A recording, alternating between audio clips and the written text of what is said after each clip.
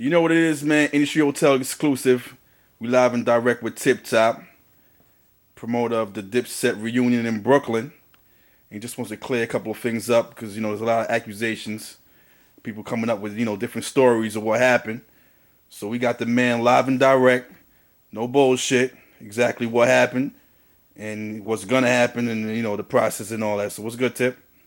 Hey nigga, tighter than the G strings on a fat dude, man. Serious though, I feel violated, dogs. I need to clear a lot of things up, man. One, my party, I never do false promotions, man. I give away cars, TVs, and all that. This shit was just a bigger stepping stone, not only for me, not only for my team, but for Brooklyn. You know what I'm saying? It was something that I felt, I could start a new trend to it. But now how it is like these dudes came to Brooklyn and disrespect Brooklyn. And not even that, they came to my party and disrespect me, and right now it's definitely not sent well with me. And how I'm seeing the feedback is not sent well with a lot of people from the streets, my dude. So you already know how it is right now. It's thick in the air. So what, you booked the whole Dipset? You look like it's like supposed to be a reunion going down in Brooklyn, correct? All right, it's a contract. It was a contract that was out. It's supposed to be Cameron. It's supposed to be JUELZ Santana.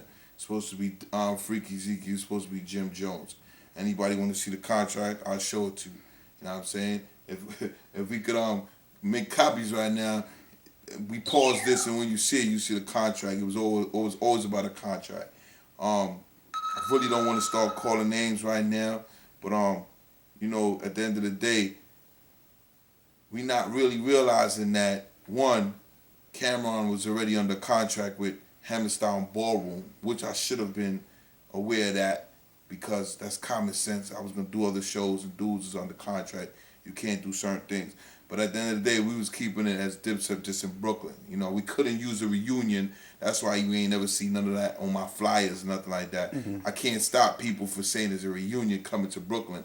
But it was all, on the flyers, it was all about Dipset all together basically in Brooklyn. It was never no reunion on no flyers, as I say, or you heard me say that. Because I already knew technical terms that go out the window of the show of anything. So yeah, they were supposed to be in the building until we found out later on after, probably like 3 days before, it really hit the fan that Cam wasn't going to be there, because he had to do that show in Manhattan, which is all respected, and, that's under contract. So we fell to it and we was like, all right, say no more. At least let Jim and Santana and Freaky come through and we rock it out, you know what I'm saying? And then, we get on the next run with Cam. So that's that with that. But yeah, they was definitely, they got paid. We gave them 10 racks the night before, not even the night before, the same night that Huddy passed away. We drove to Harlem and gave them dudes 10 racks. You know what I'm saying? Not them dudes per se, but they supposed to be PR. You know what I'm saying? She know who she is. We gave her 10 racks. And at the end of the day, we were supposed to get them the rest of the racks when they came. And if you don't know what racks is, that's stacks. And if you don't know what stacks is, that's $10,000. I'm talking street term. We gave them the $10,000, and when they came to the venue, they supposed to get the rest of their money. Which, when they came to the venue, they got their money. Speaking of the venue, it was originally at Evolution's and got moved, correct? Yeah. Why? Politics. Faggot. Like police don't know how to hold water. You know what I'm saying? At the end of the day, they give it up because they don't care. You could be around police and have police friends, but other police is gonna give it up. Police 62nd Precinct, they gave it up, man. They told us about the party Hammerstein Ballroom, who was throwing it, etc. Why we shouldn't keep it in Evolution. It was just mad grimy shit from behind the people's, not from Hot 97, but allegedly from the promoters from Hammerstein Ballroom. So by them doing that ended up getting our venue closed because, at the end of the day, he got polls. So he calls 6th Precinct. 6th Precinct calls the owner of the club and tells the owner of the club, like, yo, we can't shut you down, but, yo, you already know what it is. I got a call from over here, the higher ups, or the powerful people, and you going to owe me this one, or I owe you this on how I go, but you're not opening up. Find them some excuse, but y'all not opening up. Why? You know, they doing the Hammerstein, they doing their stuff in the Hammerstein ballroom 2 weeks from advance. Now, this is what the police is telling us. You know what I'm saying? This is what they telling us in the precinct. How they know all this? You know what I'm saying? How they know what it is? And then they gonna tell us, don't worry about it. Just postpone the party until after Thanksgiving, until after they show. Why would police tell me or my partners that's doing a party to postpone the show until after they show? What they know about this? Yeah, that's pretty suspect right there. So now the day before we had to move venues.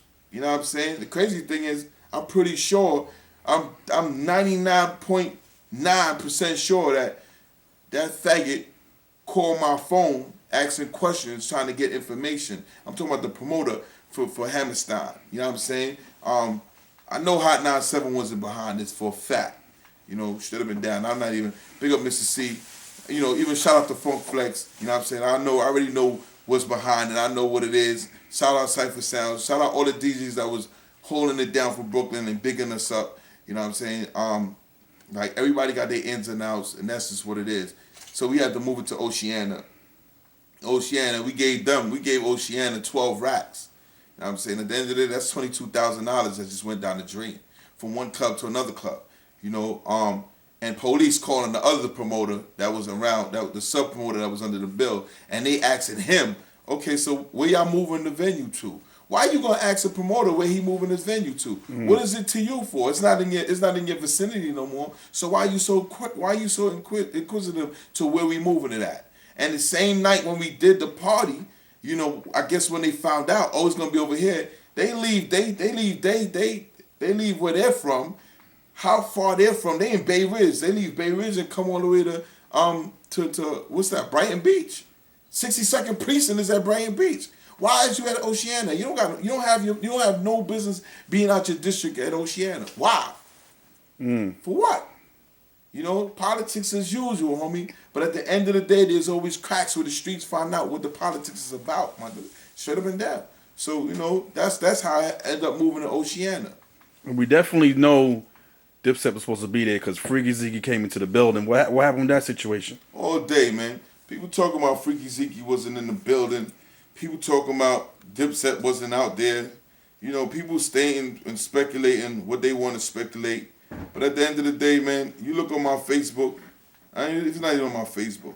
You look on my stat. I ain't even put this freaking bird on my. This is Freeky Zekey and Tiptop at my party. That's my party. You know what I'm saying? Dipset was definitely in the building. They came. They was outside. Santana was there first. He was outside. He got paid. He got paid his 25 racks. You know what I'm saying? And again, if you don't know what racks is, that's stacks. And if you don't know what stacks is, that's $2,500 he got. You know what I'm saying? And at the end of the day, he got paid first because he was there first. Jim Jones came later on.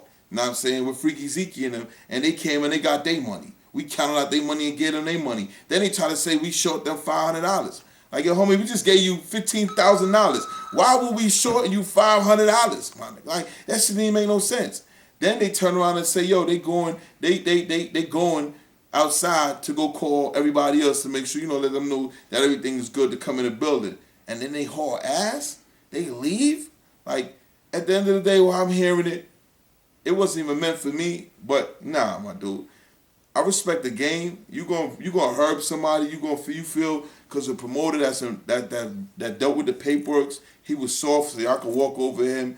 And at the end of the day, that's what it is. He gonna let it slide. All right, that's on him. When it deals with me, the streets, that's something different, my dude. I work hard for my paper, homie. You know what I'm saying? And I'm doing this illegal, my dude. If it was illegal, then probably. But not even to that, man. Like, I ain't never get robbed how these dudes robbed me. That was some faggot, sucker duck, hush lollipop shit that they did. And I don't respect that. I'm street, my dude. I don't respect that. You rob and run? Come on, homie. You supposed to rob and tell me, yo, you dead, nigga. Put that in my pocket and you dead. It felt like somebody slapped my mother in her face and I couldn't do nothing, homie.